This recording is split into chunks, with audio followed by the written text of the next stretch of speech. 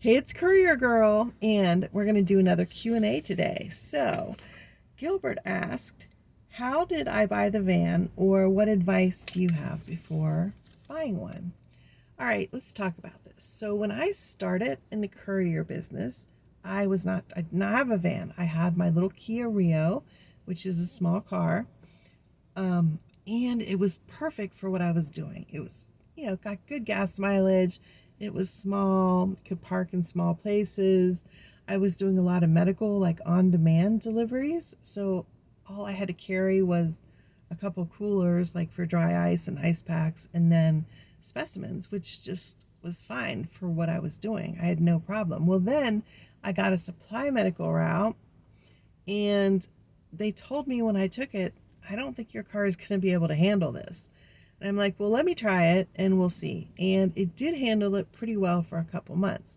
But that was because we were right in the middle of COVID. And during COVID, most doctors' offices were very limited on their hours. If they were even open, they were doing like telehealth calls. So they didn't have patients coming in. So they weren't using a lot of supplies. So it was very rare that I filled up my car. But as things started opening up again and things started getting back to normal, I realized pretty quickly that my car was not going to be able to handle that route anymore. Plus, I really wanted to have a second vehicle because I thought, what if my car breaks down? Then I'm like, screwed, because I wouldn't have an income because, courier work is contractor work. You don't get days off with pay. So I thought I need to have a bigger vehicle. And I looked at SUVs and I didn't like the mileage. I mean, they were all under 20 miles to the gallon. And I'm like, I'm used to getting over 30 miles to the gallon in my car. So then a friend of mine told me about this little van that I have, which is a minivan, but it's a cargo van. It's a Chevy City Express. It is actually a Nissan NV200 that Chevy licensed.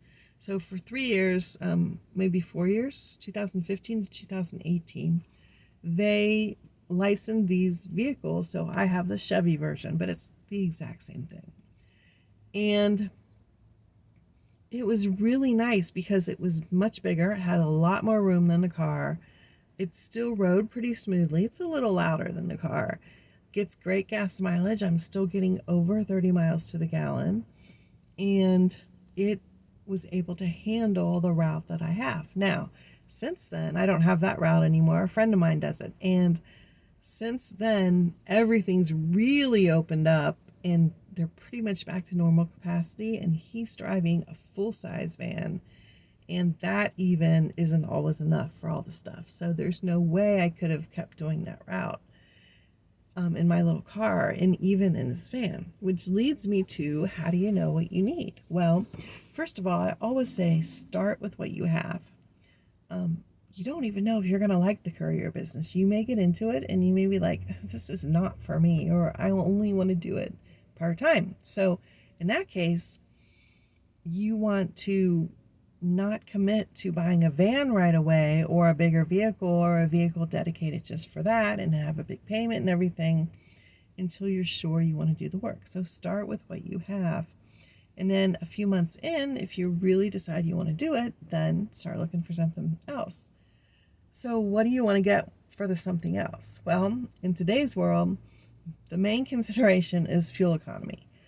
You want to get something that gets really good mileage. The higher, the better. And if I were to do it today, I would probably be looking into some kind of hybrid car. I don't think I would go full electric because the range just isn't there and the charging time is too much. But a hybrid where you can get really good gas mileage because you're doing a combination of, gas and electric, I think I would do that. I have a friend who does courier work, and he has a hybrid, and he's like, oh, that is the best thing that I ever bought.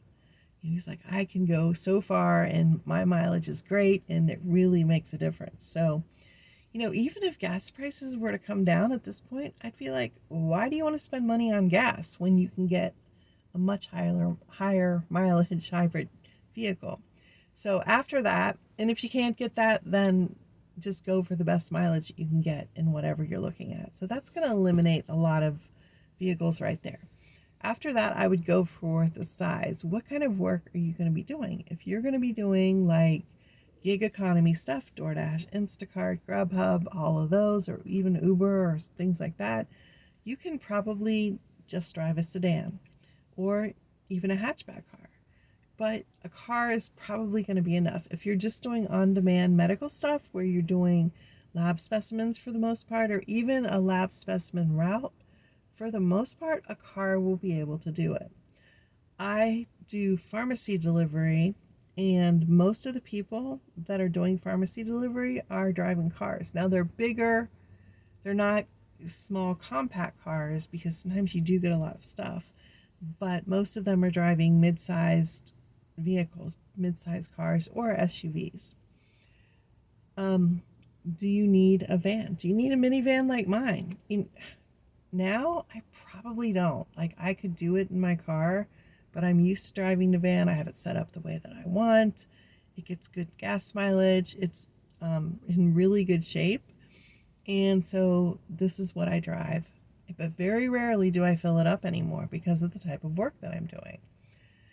But if you think that you're going to be doing the type of work, or you're looking for the type of work that is more volume, then you might need something like a minivan like mine. Now, do you need a full-size van?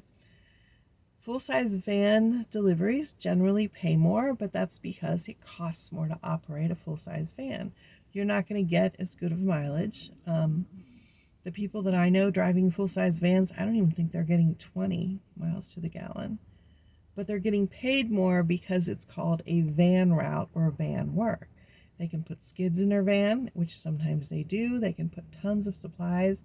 I already told you about my friend who took over my medical route, and he's filling his van top to bottom, front to back, almost every day, and sometimes having to make extra trips. So if you're going to do heavier stuff like that, yeah, you're going to get paid a little bit more, but you're also going to have higher costs. So you got to keep that in mind. I think for myself, I don't think I would buy a full-size van at this point. Not for courier work, because number one, I don't want to be unloading and loading all that stuff. You know, a lot of boxes and sometimes really heavy boxes. I don't think I would want to be doing that. And number two, the extra expense of running a van versus running a minivan or a car or an SUV is not worth it to me for what I'm doing right now. So that's my personal thing. Other people are like, yeah, get a full-size van because it gives you so many more options on what you can do. Yes, but if you're doing a medical route, like a on-demand, a few specimen routes in a full-size van, you're not going to make any money because they pay less because it's really geared towards car. So the best of both worlds actually would be to have both, a small, or not necessarily small, but a car with great fuel economy and a van for the times that you need a van. So that's something to think about too if you have the means to do that. So where do you get them? All right, I've heard that the price of used vehicles is through the roof, at least in the last year, and that there was a shortage of new vehicles. Now, I have not bought a vehicle in a couple years, so I don't know the latest of what's what. But I would say to check your local dealerships, check your local Facebook Marketplace is a good place. I've seen vehicles for sale there. We've sold a couple vehicles on Facebook Marketplace. And it's kind of like the Auto Trader for modern times. Craigslist, I don't know. I'm not so hot on them anymore. But there's also some like Auto Trader type of websites you can go to as well. Now, for my van, I had to go about 80 miles away to get it. I looked close by. There was nothing close by. Well, that's not true. There was stuff close by, but it was more than I wanted to pay for what you were getting. And this van was north of Dayton, and I live in Cincinnati. So by the time I got there, it was like 80 miles. But they had the right van at the right price. So expect to go further than you think you might have to find the right vehicle. Like I would have traveled a couple hundred miles if the right vehicle popped up. That's just my thought on it, to expand your search area if you're not finding anything, and also to be patient. Unless you absolutely have to have a vehicle right now, make what you have work and start looking around, and if the perfect things pops up, then jump on it. But don't be in such a hurry that you compromise. And I'm really glad that I did this on this van. I found some other ones, but the mileage was higher and they were more beat up, and like this is the LX model, so like the luxury model, and a couple of them were not. So I would be really unhappy if I didn't have the power windows and power door locks. The door locks are big. And I really like the backup camera and stuff like that. So I'm glad that I looked around and was patient until I found what I was looking for. And when I found it, I knew it. I'm like, that's my van.